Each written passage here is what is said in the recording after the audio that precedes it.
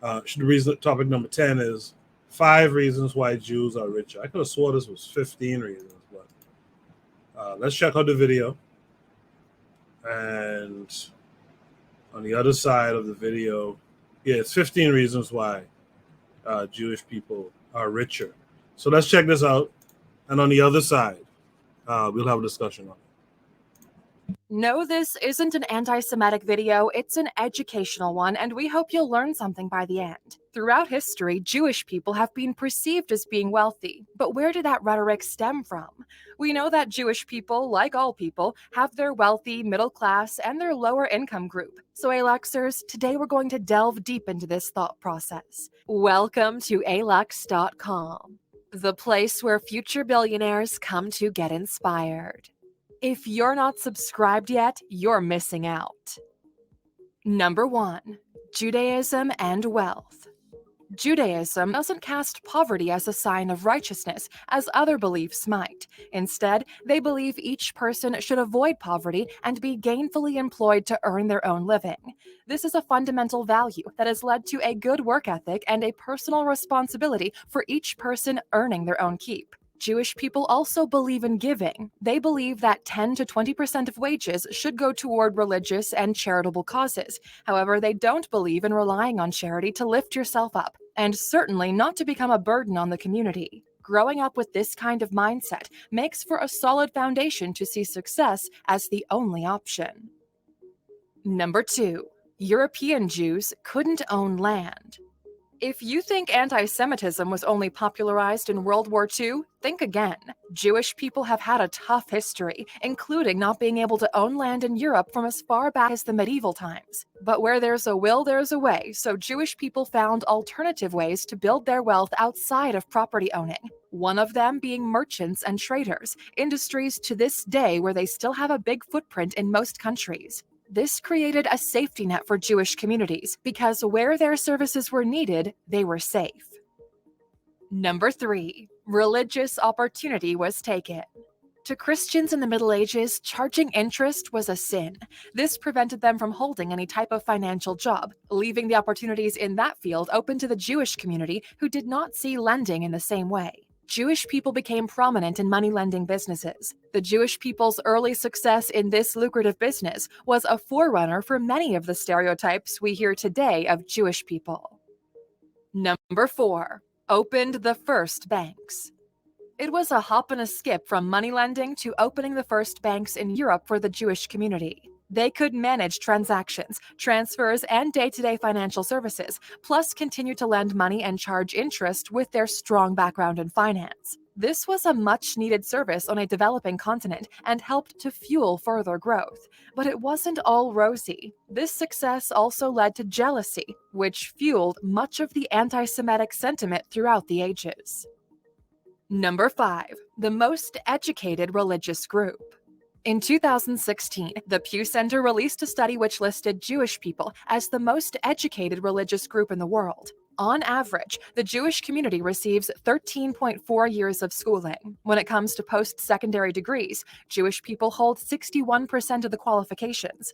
What's more surprising is the vast difference between first and second most educated religions. Christians rank second most educated, but compared to the average of 13.4 years of schooling among Jewish people, Christians only rack up an average of 9.3 years at school. More credentials lead to a higher starting salary, and this immediately improves the financial status of Jewish people right out of university. Number 6. They look after one another. Perhaps it comes from a long history of being marginalized, or perhaps it's just inherent nature, but Jewish people have a deep pride in sharing their wealth to benefit their community. This mutual aid mentality is a part of their ethos and ensures that each member of the community is supported to enable them to succeed. If someone opens a new business, the community will rally around them to support it. If someone else falls on hard times, the community will try to help them out. Judaic law instructs that poor people are to be respected and protected. This strong focus on uplifting the whole community has meant that even shunned Jewish communities have managed to survive the hardest times by investing in one another. The idea of wealth is not just to accumulate wealth, which is seen as vanity. Wealth is seen as a means to an end to grow a community. It is highly frowned upon to not give generously to the social and spiritual needs of the community. Number 7. Their religion teaches good business practices. The Torah and many Jewish philosophers, leaders, and writers have made it clear how Jewish businesses must operate. According to these teachings, there's absolutely no room for dishonest practices. Any deception, collusion, or price fixing against a consumer is known as ona'ah, which translated means oppression. Fleecing the consumer is seen as an oppression of their freedom. Knowing that you're going into business with someone who's inspired to good ethics by a higher power makes Jewish business people a very attractive business partner to many. Number 8. Resilience and perseverance are second nature. Despite extreme challenges, Jewish people have shown resilience throughout. It's woven into their fabric, and the focus remains on the spiritual and practical. With this resilience and perseverance, giving up is not an option. When things go wrong in business, which happens, there's no self-pity, but an attitude of, shit happens, let's figure out how to fix it. As author of The Money Code, Become a Millionaire with the Ancient Jewish Code, H.W. Charles wrote, "The Jews are known for their perseverance, and this is what helps them achieve their goals. Perseverance means continuous persistence in a course of action, a purpose, in spite of difficulties, obstacles, or discouragement." Number 9. Good financial education taught over generations. Jay-Z got a lot of pushback for his comments on Jewish people in his track, The Story of O.J. The controversial line was, "You want to know what's more important than throwing away money at a strip club? Credit. You ever wonder why Jewish people own all the property in America? This is how they did it." It was seen by many experts as reinforcing the stereotype that Jewish people have some kind of global control of property and banks. However, Jay-Z defenders saw it as a shout-out to Jewish success and a hint to the Black community to follow similar business ventures and invest in each other. The kind of generational knowledge and market confidence in the areas of finance and property that the Jewish community has is enviable, no matter who you support. Number 10. Parents teach their children the value of money. In many households, speaking openly about finance is taboo. Parents try to protect their children by not sharing if they're having financial troubles, or if they're wealthy, displaying that it's okay to splurge. By using 5 jars, many Jewish parents teach their children how to be money-wise. Each jar is labeled tithe, giving and offering, saving, investing, and spending. Children are given 10 shekels, and the child puts 1 in the tithe jar, 1 in the giving and offering, 1 in the savings, 2 in investing, and 5 in spending. The giving jar is opened up on Sundays. The tithe, which means tenth in Hebrew, is opened at the end of the month. The savings is opened on special occasions, and investing is only opened when full. Parents don't intervene, and the child is responsible for the money. But the children learn from their mistakes and take ownership of their decisions. Number 11. Wealth is managed effectively. Sages of the Talmud, the lives, sayings, and stories of 400 rabbinic masters, a book written by Mordecai Javoditz, is a great read. You can also hear it on Audible, and it shares many words of wisdom, including how to manage money with spiritual motivation. The book also touches on finances and diversification. What diversification means is that capital is allocated in a way that doesn't expose too much to one particular risk or asset, but rather spreads it out to reduce the risk. To sum it up in its most basic form, don't put all of your eggs in one basket. Number 12. Networking is important. Hey Luxers, we all know how networking opens doors and business opportunities, and only by actively engaging with others can we grow our business and wealth. People do business with those they know, trust, and who are genuine. With Jewish communal life, there is ample opportunity to network. The Sabbath, synagogue, and Jewish celebrations help to build long-lasting relationships, both business and personal. Number 13. Look at the past to plan the future. Hey, Luxers, we've all heard the saying, history repeating itself. The Jewish community are aware that any circumstances arising now are not new. By looking at similar situations that have happened in the past, it's easier to make better business and financial decisions for the future. Patterns repeat themselves. Wealth is gained by learning those patterns or trends, understanding market cycles, and gaining a foothold on worldwide currency. Kelso Kukirkorn, author of The Secrets of Jewish Wealth Revealed, beautifully writes, "Until now, your money has told you what to do and how much to work. Now you're going to turn that around. You'll learn how to tell your money what to do and how much to work for you."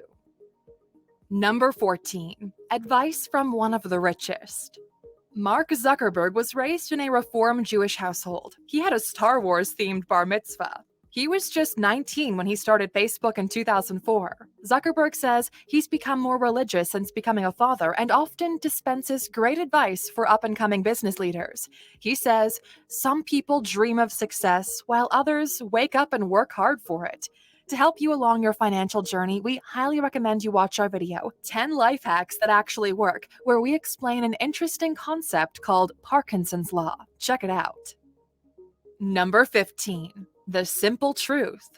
Hey, Luxers, it is true there are a lot of Jewish people that are rich, but it's also true there are a lot that are poor. The same goes for every other person, Jewish or not. The Torah does teach beautiful principles for success in life, which we can all learn from. Self-learning, education, and a hunger to learn will set you on the right path to becoming financially secure. Rebbetzin Dana Weinberg, Orthodox Jewish Rebbetzin and founder and dean of Ayat College of Jewish Studies for Women in Jerusalem, shares advice we can all take in. There are no problems, only opportunities for growth. Well, Aluxers, what lessons can you take away from today's video? Share your thoughts with us in the comments. Interesting stuff. They, like the forecast said in the chat, so they're just going to skip over all the blood money crimes they committed, like all the nepotism. Like, are they just going to, skip all over that stuff? But Kevin Carey, what say you to this? Hey, don't forget that the day that Michael Jackson died, there was a big story in the paper that a lot of the I think the Hasidims in New Jersey were caught for organ smuggling. They were harvesting organs and smuggling it. And they don't talk about, I used to live in Brooklyn. I lived in Crown Heights for a bit, for almost 30 years. I missed it by 1 year, but a lot of them people that was living over there, I knew people that were like maids in their house that took care of their kids. They were saying, how these people affording these houses? They're only doing all day is staying home and study. They were getting a lot of wealth from the city. And look that up too. Look up how a lot of these welfare scams are them. Yep. But I digress.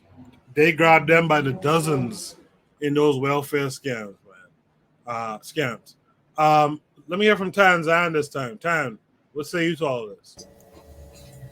Wow, that was like a prop piece or an ad for I think who are the ad wizards who came up with that one? But that was the most positive historical whitewash I've ever seen. But good job, whoever did that.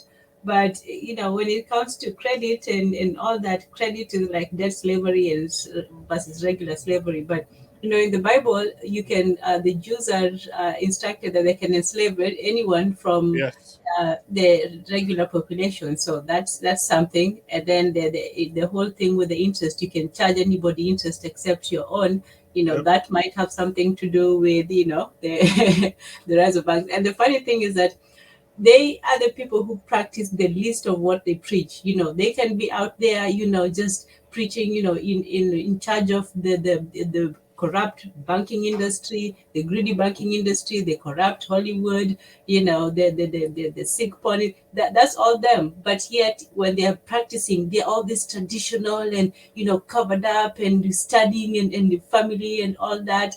It's just interesting to me. But I try to be nice. I agree, Tan. Like I mentioned earlier, that Jane Elliott link, like she's talking about is a Jewish dude who's talking about how to improve the population for the white race, man, and how you don't want to do things that would benefit people, so-called people of color, and all that kind of stuff. There's a Jewish dude doing that. Most of the big things that happen in the States, like the Civil War and all that kind of stuff, it's like Jewish dudes who were heavy in that stuff. Like the continuation of slavery in North America and all that kind of stuff. Like these dudes were heavy in that. The whole Ma'afa, they were the guys giving out the insurance for the ships and all that kind of stuff, man. Like they were heavy in this stuff. But if you say something about it, you have to, seemingly take it back. Razuli, what say you to this? I mean, what can I say? I'm gonna need them. So, but I I see a lot. The positive thing I see from that is that they're very heavy on family, whatever we call it, nepotism, which is something that we could take from that. You know what I'm saying? So, like, especially the community that I'm in right now, especially when I interact with them and I hear them talk, it's like it's like they a lot of them are practicing stay within the culture, because when I drive around, I see the women, they all wearing skirts, even if they have sweatpants under the skirts is over, and the men are wearing pants. So they like whatever they say, it's part of their culture. Whatever how they do it breeds success in this world. So I mean, I get what everybody is saying, and of course, history.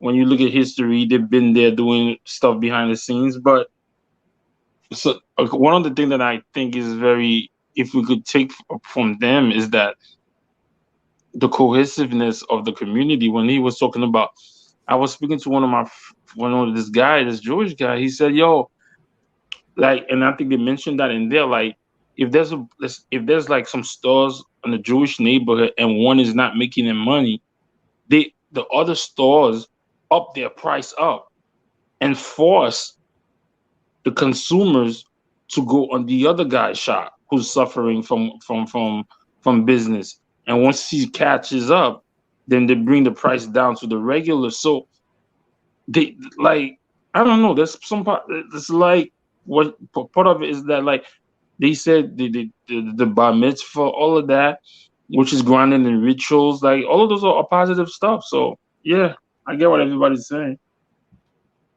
Let's hear from Brother Bakari. What's up, my man? I noticed the one brother, he seen the one that spoke for me. Got a lot of smoke for black folks, but he's talking real nice about them damn nasty ass shysters. But boy, he got a lot of smoke for black folks, though. Yo, Yeah. I told you, No, I Bakari. didn't cut you off. I didn't cut you off. Hold Let me on, finish. no, No, listen. no. It's not letting. No.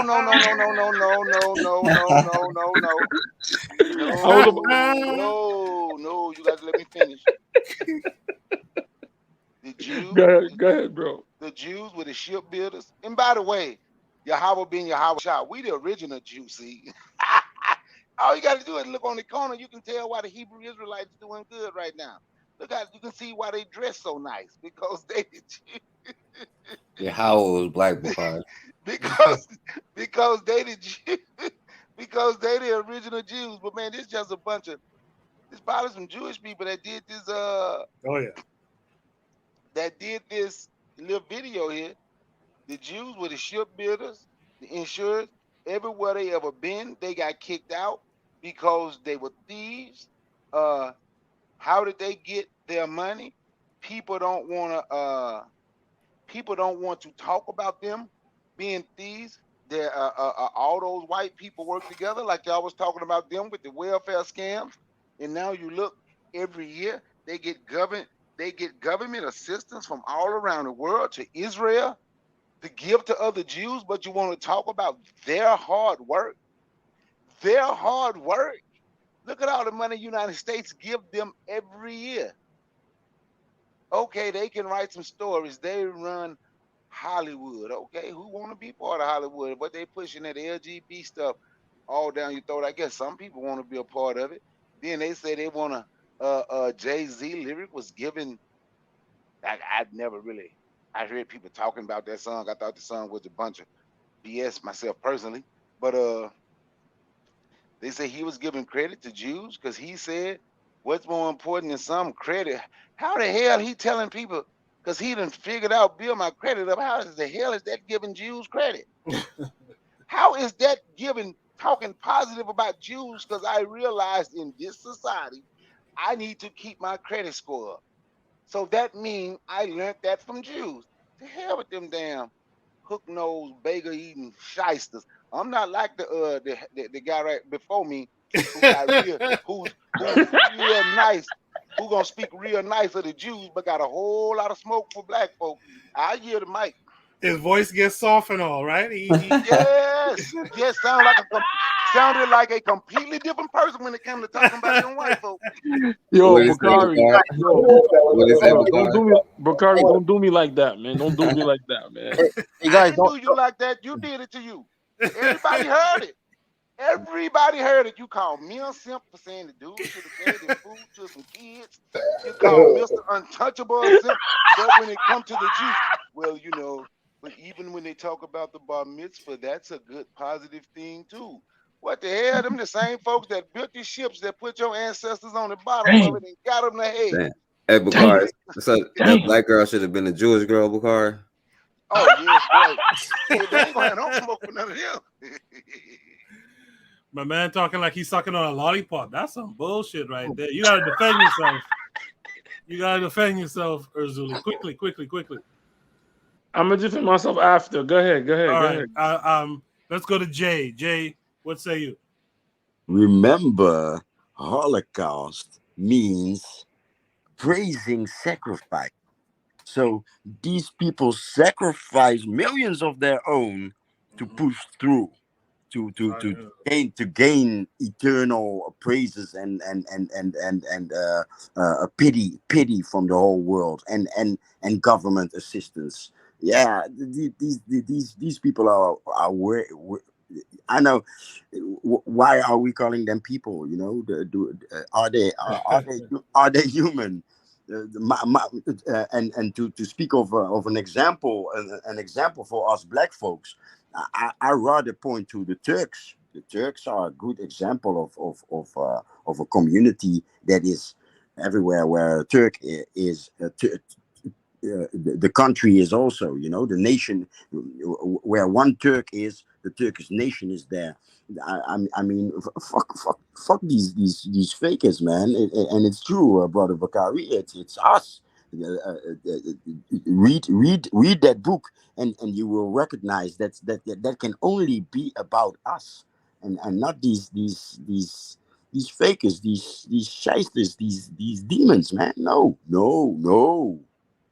So to be, to be fair, I guess, before I go to the last three panelists, to be fair, the conversation is probably going to go to the notion that, yeah, they might be shysters, fakers, this, that, and the other, but and to Tanzan's point, these guys pretend to be on some type of code that they're not really on, right? They're hypocrites.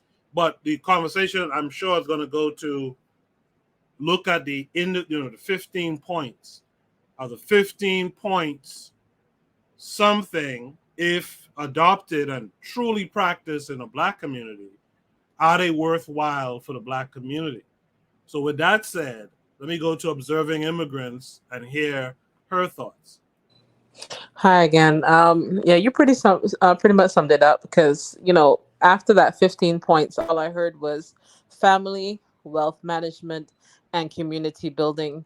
Those were the three things that I took away from that, and in my opinion, that's accessible to all races. It's just a matter of applying it to make it work.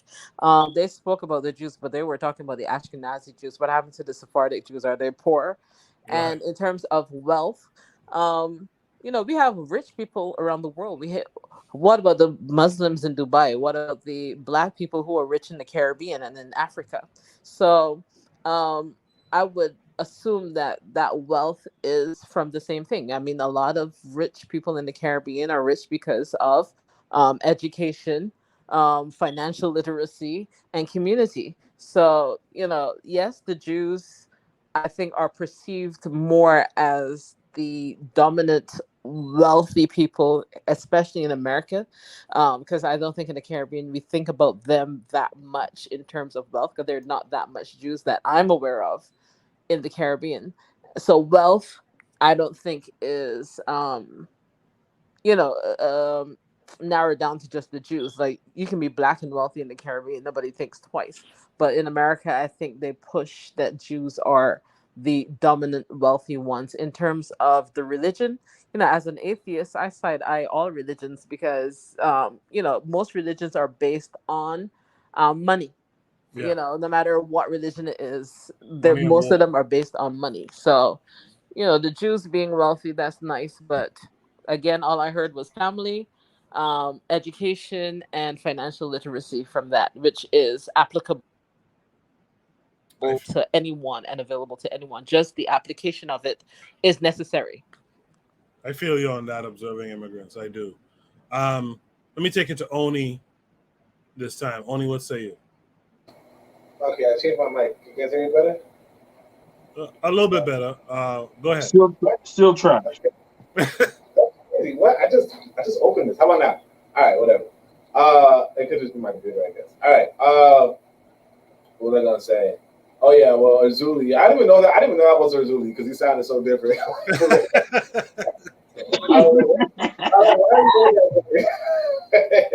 he was just, like I didn't know which one was a propaganda piece, the video or Azuli.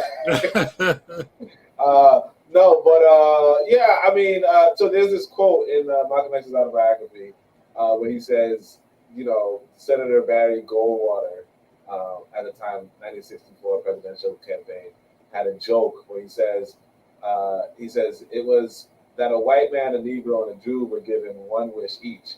The white man asked for securities, the Negro asked for a lot of money, and the Jew asked for some imitation jewelry in that colored boy's address. But like, in the video they were saying, the past repeats itself, history repeats itself, and I think that's part of the history that they know to take advantage of. They know to take advantage of black folk and how we are, but they also know how to take advantage of like selling us into slavery or you know, uh, like organ transfer, or like you guys pointed out, the what's his face? I think.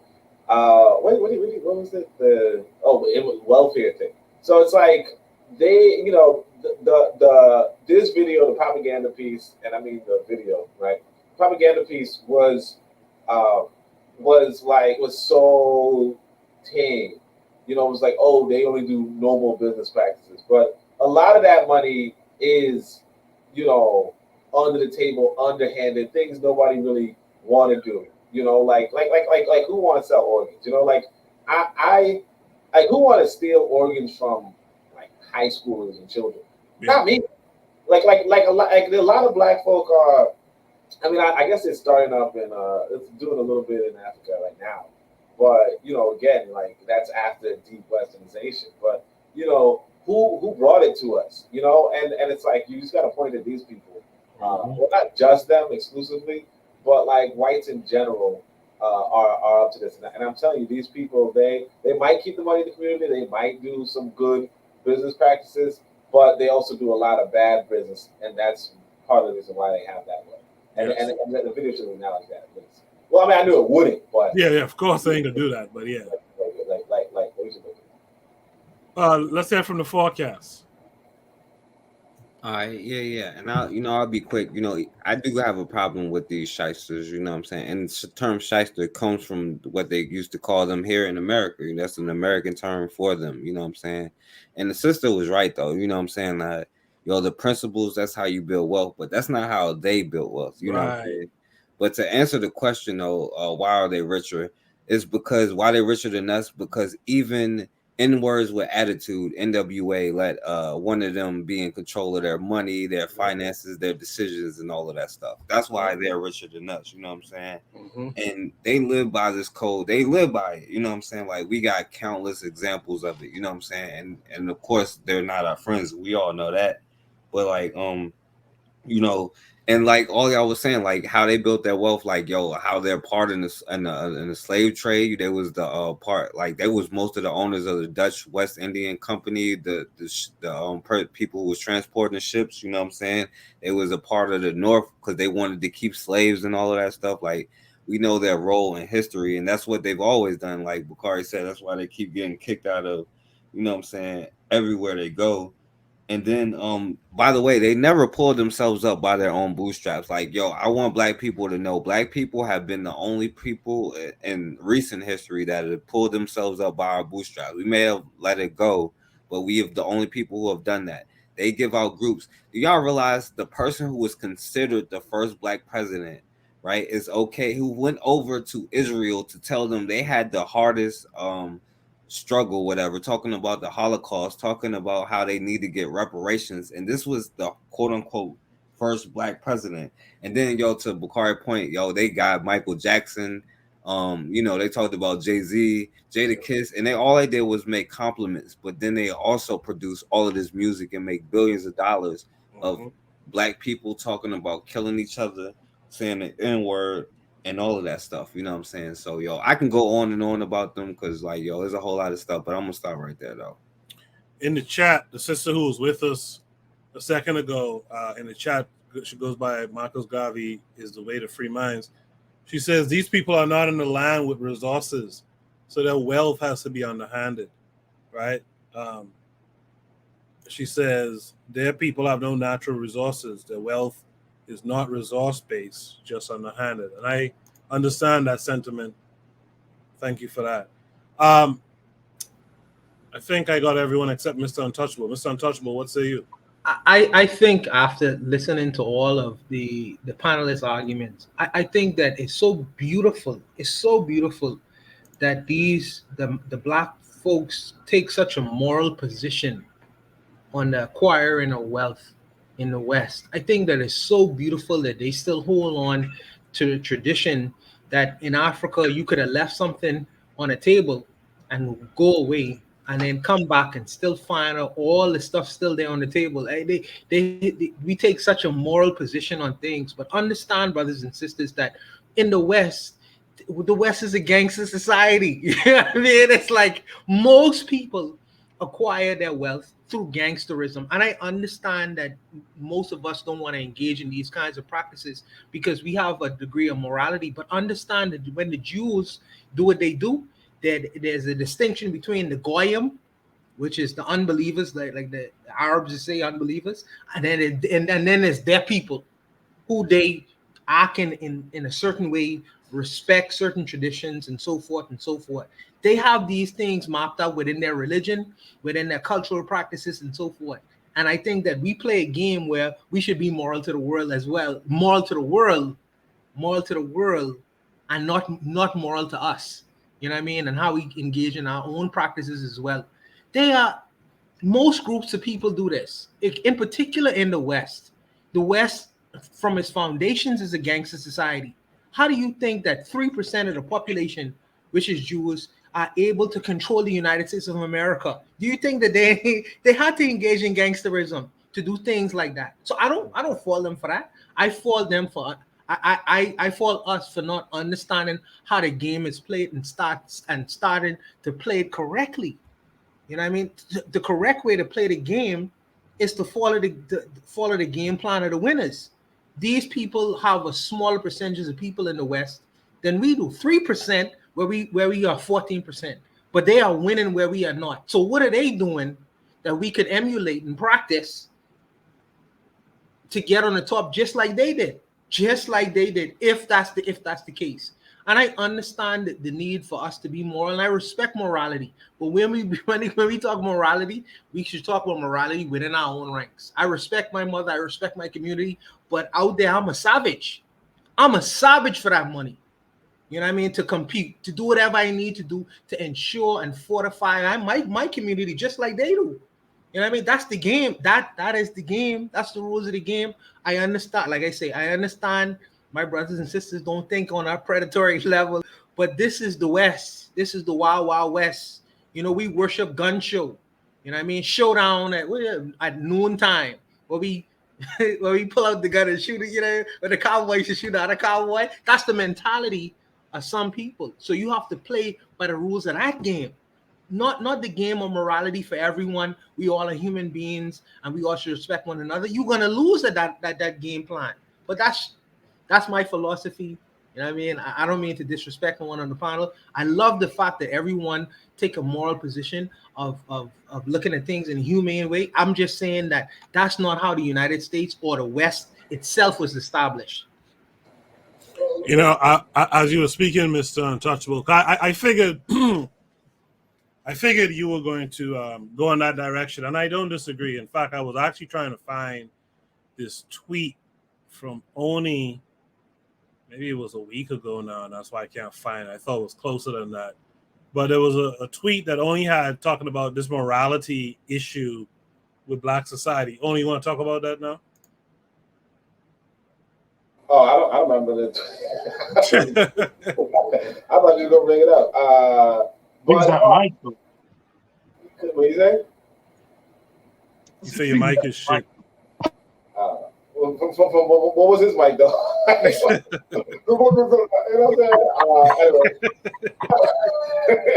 What was I gonna say though? No, I want to say to what Mr. Untouchable just said though. You know, the thing that gets me sad a little bit is that realistically, these people are doing all that immoral shit to us, you know, to black folk, because they're not really going pulling on white folk the same way. You know, maybe they might steal a few organs of white folk and then get locked up, but like for the most part, it's us that's going to suffer. So I think part of the reason why they can get away with it in the West, whereas they get kicked out of every other country, is because they can do it to us as a population. And so when Mr. Untouchable's, you know, describing this, you know, it's really like it really brings to mind how realistically the victims that he's kind of justifying or like saying, hey, this is, you know, this is all right. It's like the victims in question are our own people. So it's like for me, it's like I can't really, um, you know, I mean, like even though I do have something saying that we shouldn't be all this moral, you know, like I realize that, you know, the victims in question or the targets in question, the people that are being, you know, taken like underhanded. Because like even like I said with the senator back, because remember the senator joke. This is a white man. You know, this is a white man saying, "Oh yeah, the Jew is gonna try to take advantage of the Negro." You know, like this is a white man. He's not even like he's not even one of us. He's not one of us saying, "Oh, these Jews are targeting us." A white man is saying this. You know, so it's just like, yeah, they do that underhanded shit, but they do it against us, and that's where it's like, and that's partly why they get away with it, you know. Here's the here's the tweet I was talking about. Right here, I just found it a second ago. The tweet was, I think black people are too noble and it's costing us an understanding of this savage world. A lot of our ancestors had great characters, Garvey, King, X, all great. But why these ancestors were savages and they are in power, but we as blacks continue to be so regal and confused. That's the tweet I was talking about. And the idea I was the connection I was making with it is that we do tend to accept, like I retweeted to that tweet, except we know how to be savage against one another.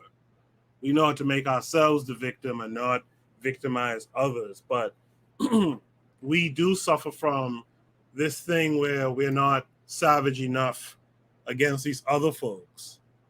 And so these other folks take complete advantage of us in the situation. Let's bring back observing immigrants. What say you, sis? What you said is correct. But you know, to to me, I don't think we should ever lose that what the person said regalness about it. I don't think we should lower ourselves um morally just to make a dollar. Because there's some things you just can't come back from. And Europeans are savages. Let them have that. Mhm. Um, and you are right. We know how to be savage with each other, and I don't know if that's going to end, but it is something that should end. That's all I have to say. Tanzan, what say you? I see in the chat you said is it nobility, morality, or just fair? Talk about it. Yeah, I just think it's just fear. Because if what is moral, what is good anyway? If something is moral or good, it's supposed to be good for you or your community, at least your community. But a lot of the times, it's not. What we do does not stem from some higher purpose or good. We just don't do it because we are afraid of, being out of the crowd. We're afraid of standing out. We're afraid of doing the right thing. So I think it's a lack of morality, really, because if we had any morals, we wouldn't let, especially the things that are happening to our children, continue to happen. There's no morality or honor in that. So, no, I don't think that it's moral. I think that we do display that we have that capacity for anger and vengeance and what they call savagery. I call getting justice. So we have shown the capacity for that. Unfortunately, we turn it inward. So when we stand inward like we're doing right now, that's not morality. When we stand up for something and we actually fight for something, then that's what I can call nobility. That's it. Yeah. Observing immigrants early in the chat said something I like. She said, Jews are Europeans hiding behind religion. Click Clack is still here. Click Clack says, we're not all humans. Forecast, you wanted to add something? Yeah, I just wanted to say real quick, because I think black people, like, and I think the emotional side, because, like, I don't think it's smarts or athletics. I think it's the emotions get caught up. And, like, we can't keep worrying about right and wrong, good and bad. There is or there is not. You win or you're not. You're in control of your own destiny or you're not. You know what I'm saying? Like, good and bad is defined by the beholder. You know what I'm saying? I think it's good that I control my own destiny by any means, but somebody else might think it's bad. So. Yes, sir. I want to thank you all. One last thing, Koku, before you Can go. I say something Yes, sir. before you close out, Koku? Oh, my All right, bad. go ahead. Go Mr. ahead, Untouchable and then Brother Bakari. Yeah, as far as the morality is concerned, when a lion kills a gazelle, even a baby gazelle, right? There's no right and wrong with these kinds of things. Either he has a meal or he doesn't. You know what I mean? And we are whether we want to admit this or not, we are a part of the animal kingdom. That's a reality. You know what I mean? So I understand we come up with a lot of social mores about how human beings should exist on this planet, but the reality is that we are a part of the animal kingdom. Either you eat or be eaten. And I understand and I respect the fact that my brothers and sisters stand for this ideal of morality and principle and all these things. These are beautiful things to want to achieve and to aspire to. But the reality is either you the lion or you the gazelle, and you have to choose which one you want to be. Mr. Untouchable, that's something like what Khalid Muhammad said. When it's time for war, even the babies gotta go, right? Exactly. Especially them. No, watch this, right? So first, Somebody said especially the baby. first I'm gonna first I'm gonna let. Okay, I was just clowning when I said we the real Jews. I had to put that out there for somebody to think I'm real. But anyway, that's why I tell anybody this moral thing. Moral don't get nothing done, right? Yeah. That's why I tell people Don King, Don King is the greatest businessman in the history of this country. You want to talk about how smart a damn Jew is? Look and see how Don, because everybody like to talk about what Don King did to black boxers. Look how he outsmarted all them damn Jews and kicked them out. It was black people that came back and helped them go against damn Don King. It was black boxers. Don King made black folks filthy rich. He outsmarted the Jews. He played the game the way it was supposed to be played. He outsmarted them damn Italian mafias. He was more mafia than they ass. They was done with boxing. Don King. That's why when people talk about business, I said, look at Don King. Don King show you how business is supposed to be done in this country. When it come to my people, yes, on more. But out here in the world, it is predator versus prey. I did a video on that and YouTube took it down. but it is predator versus. It is you either predator or you prey. And right now, we the zebra. My video is showing how everything eat the zebra and everything is eating us. But I'm not gonna give no Jew no credit when I know they the greatest welfare recipients in the world. The whole world give them welfare every year. And we would talk about their family. I don't know nothing about their family. I don't know. But I know when you hear them talk and the things that they do, all this homosexuality and everything that's going on, that's them. But we want to give them all that we can look past how the world give them welfare and put them how white folk look out for white folk and make sure they're okay. So they can't give me that story about how smart they are, their morals, and they damn religion, talking about the Torah, and they truly don't follow the Torah. They follow the Talmud. You know, all this bullshit. Can't nobody give me that bullshit to tell me how great they are. The hell with a Jew. The hell with any of them folk. And I'm just Right. being honest. I Because agree. when you look at the history of how they have what they have, it have nothing to do with those 15 points that those people, that woman, that Jew woman, I'm gonna say she was a Jew, that white Jew woman was given. Because when you look at it, because then everybody, because you know what they say when it come to us, how we fight one another. How many Jews was in the Nazi army putting Jews in oven, baking their ass? It was Jews doing that to them. But don't nobody want to talk about that. We want to talk about the greatness of the Jew and how black people and how we don't do this and we don't have the family thing together. And we don't, obviously they didn't have it together. The damn Lithuanian Jews hated the other Jews so much. When they killed them, they buried them for a week, dug them up, and set them on fire till everything about them turned to ash. Ain't nothing great about them. Nothing. Everything they did what the white folks do. We need to learn some of that stuff from the white folk, yeah, because it's time for us to fight back. Well, don't But let Achille hear you say that. I can't be, you know, because I don't give no white folk credit for nothing. No, honestly, I don't brag on nobody. If they ain't black, ain't nobody gonna hear me say too much positive. No way. That's just the truth. But that's it. That's all I want to say. Don King is the greatest greatest man in this country. Yo, Don King. let me say something. The one thing that they doing that black people need to do is to make videos like that, which is again propaganda. Propaganda is the most powerful thing in the world. Number two, something that brother not brother Bakari, that Mr. Untouchable said, that the lion eats the gazelle. Do you know what the lion does? The lion eats one gazelle. When he's full, he doesn't kill all these gazelles to put and hide. So the animal kingdom, yes, it might be savagery as we look at it. A lion might kill a gazelle, but he's not going to kill 10 gazelle and 15 gazelle and hide them for no reason. A lion eats for hunger or to protect their territory. A lot of humans or whatever, they don't do that. They eat, and are happy to take from other people while you can survive on 100K a year. But no, you want to do 1 million while other people are suffering. So let's not get it that this world is a eat dog world. The animal kingdom, there's a lion cat that when he's hungry, his tail is down. When he's fed, he put his tails up to give warning to the other little gazelle and zebra. So even in nature is not as savagery as the human race is, as we want to say. So I agree with what you say. Savagery to restore morality is what I'm for. Like, yeah, if you can't learn from me, tell you not to do it, then I got to go up on you and make you suffer in order for you to learn.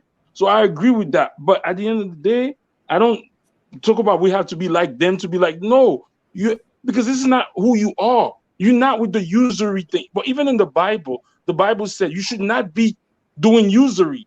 You should not be, because in the Bible, it says like an Israelite is not supposed to loan other people money to make interest. But you know what they do? They do it to other people, which is they're violating their own rules. So I get what everybody's saying. But They do it to brother, Gentiles. But brother, don't you think that we should, like, because you mentioned you like to eat or to protect their communities? Don't you think we should start protecting our communities, or do you think we have been doing that already? No, I don't think we have been. We've been. I think a lot of us been doing it on the money situation, like Right. because individualistically, a lot of us have achieved, but as a group, we haven't. But what I'm saying is, I agree to get savage to bring back order into the world. I don't agree to be savage and to live in their world. If you understand what I'm saying. Yeah, I get what you're saying, but I'm just saying, like, yo, because the lions, like, they protect their community and they will get savage to do that, and we haven't. So, like, I can't say like we're less than them because they've done something we have not done. You know what I'm saying? Yeah, I agree with what you're saying. I agree. Like I was just referring to the fact that people say, "Oh, the nature is just savage." No, it's not, because there's laws and everything. Like if a crocodile eats and he's full, he's not gonna eat another. He's not gonna kill another animal just to seek for killing another animal. But unless it comes around his eggs, then it will, though. That's what that's the difference. A lot of But they're around our eggs right now. They've been around our eggs for like a long time. So maybe we should be able to, like, you know what I'm saying, turn up like that crocodile or wood around their eggs. You know what I'm saying? They're around our eggs. You know what I mean? no, I agree with that, but I'm saying for people to like, okay, what I'm saying is if it's to protect your eggs, to protect your people, I'm down with the savagery. I'm not down with the savagery so you could perform like them in their own world. Like, oh, I'm a CEO, I own 8 miles. So for example, I'm gonna give you this before I go. Bro, we got to crush them. We got to No, one thing. You ever heard of Brother Polite? Yeah. So, brother, I went to a store downtown Brooklyn before Brother Polite blew up. This dude was talking to people, talking about, oh, him and his people own mines in Africa, and they were paying people to mine diamonds and gold for them. And at that time, I was a young man. I looked at it, I was like, bro, so you like the drug dealer rather to get it from me than from them. So I'm not with that type of, let me be a savage in order to perform and to be to be equal to them. I'm all about, if you're gonna be a savage to return this whole world into what it used to be. That's what I'm saying. I agree. Savagery against them, to crush them. We got to crush everybody so we can be on top. Just that simple. Yeah, whatever motivation you need to be savage, then take it. You know what I'm saying? My final statement is that I appreciate y'all brothers for coming on. Thank you, Observant Immigrant, for coming on. I would really like to talk about Mia Motley. You know, as a Bayesian person, you know, I have a big I'm not a Bayesian, but since you're a Bayesian, I have a big interest in hearing what you have to say about the Prime Minister of Barbados. So next time, you know, I hope to have a good, interesting conversation with you again. So thank you for coming on again. What's a Bayesian? Somebody from Barbados. Barbados. Yeah. Oh, okay. I thought you were talking about black and Asian. All right. Blasian. Oni, you have the show in the morning, correct? Well, what can we look forward to? Oh yeah, I was going to talk about the senator getting caught almost stealing organs and so forth. Oh yeah. But like other things, it's actually going to be a long list, but so I'm gonna try to go quick. But I got some new transitions, so y'all wait for that one. That's I got the ABA transition. I'm so proud of that one. I play it twice. Jay, Black Pentagrammers, when are you guys back? Jay or Tanzan? Yeah, we have had some technical difficulties yesterday.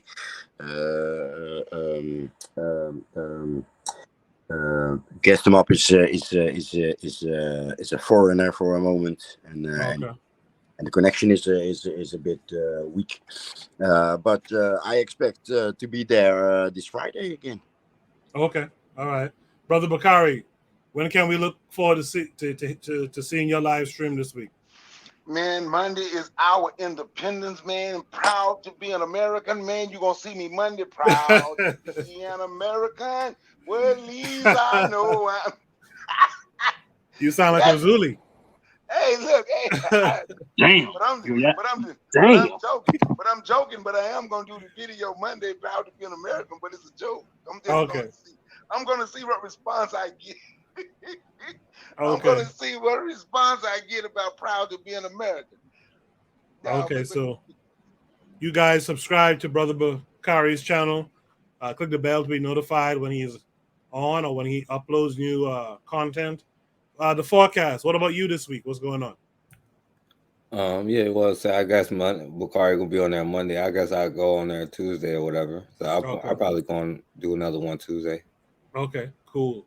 Like I said, we have some announcements to make next week. I'm waiting to hear back from another group. I'm waiting to hear back from them. But we will have an announcement one way or the other next week about some exciting news on the network. Urzul, you want to shout out something? Dudes. I want to give a shout out to the people that hold me accountable today.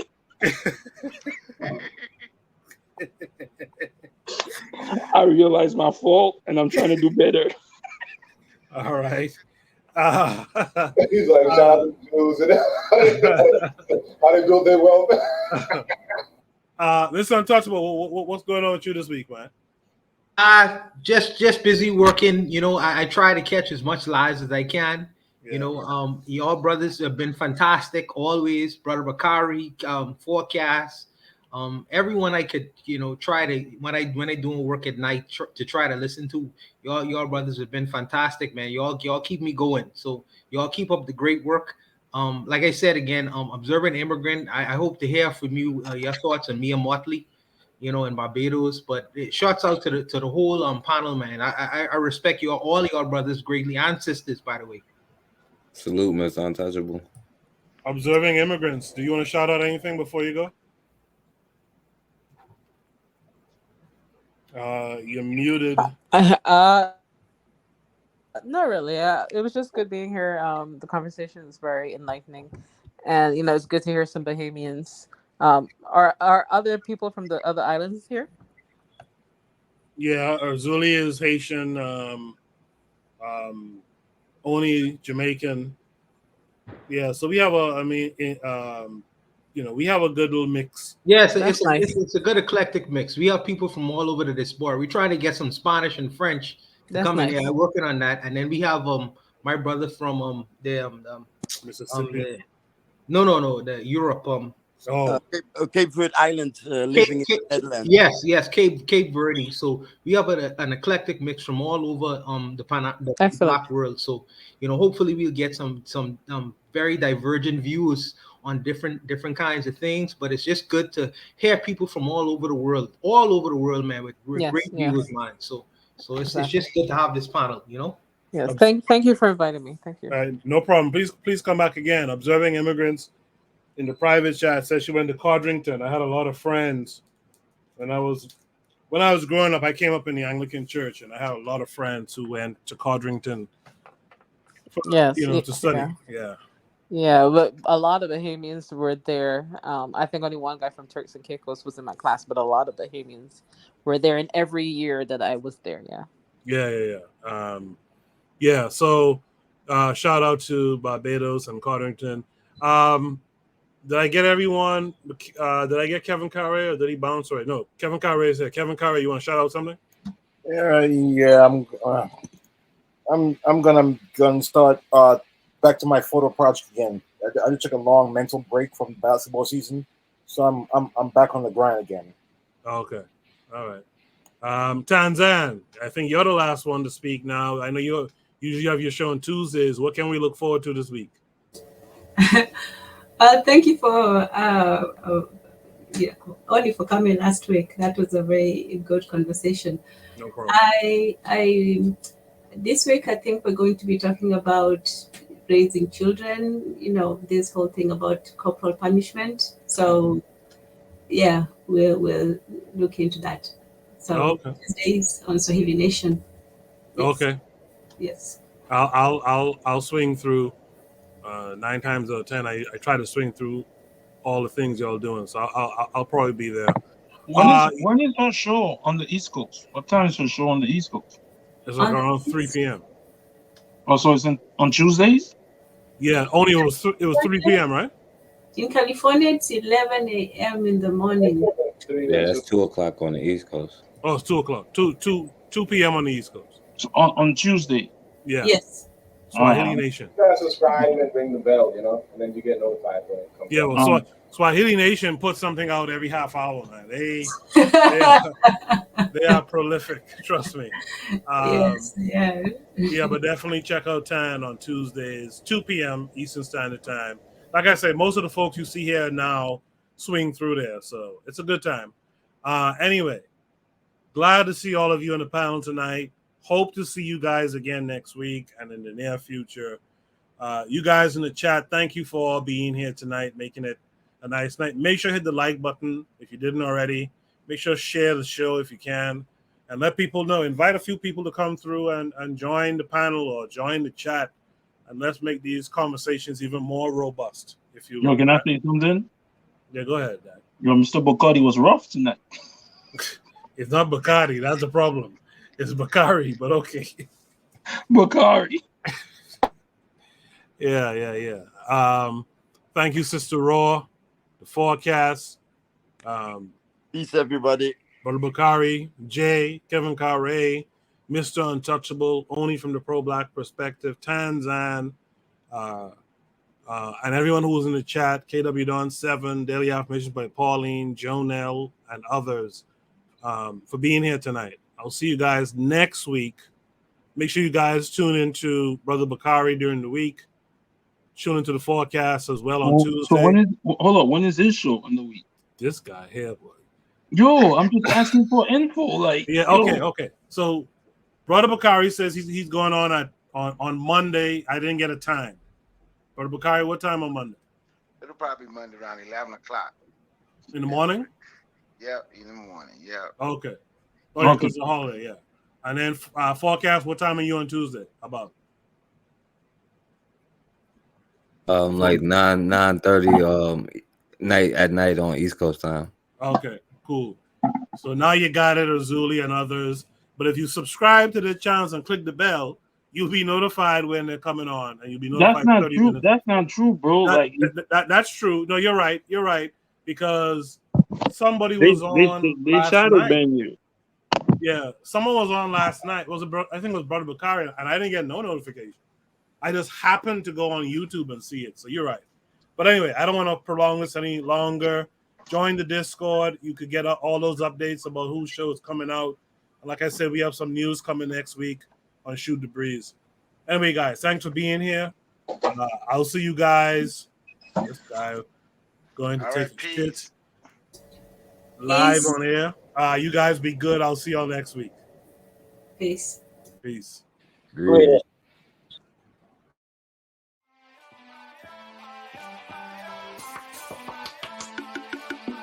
Thanks for listening to the Bitter Medicine Podcast with your host, Koku.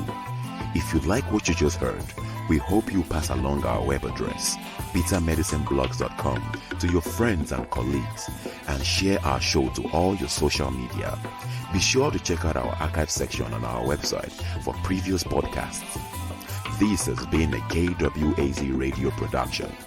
Join us next time for another session of the Bitter Medicine Podcast. Follow us on Facebook at Bitter Medicine Show, Twitter, Bitter Meds, Tumblr, Bitter Meds, Instagram, Bitter Medicine.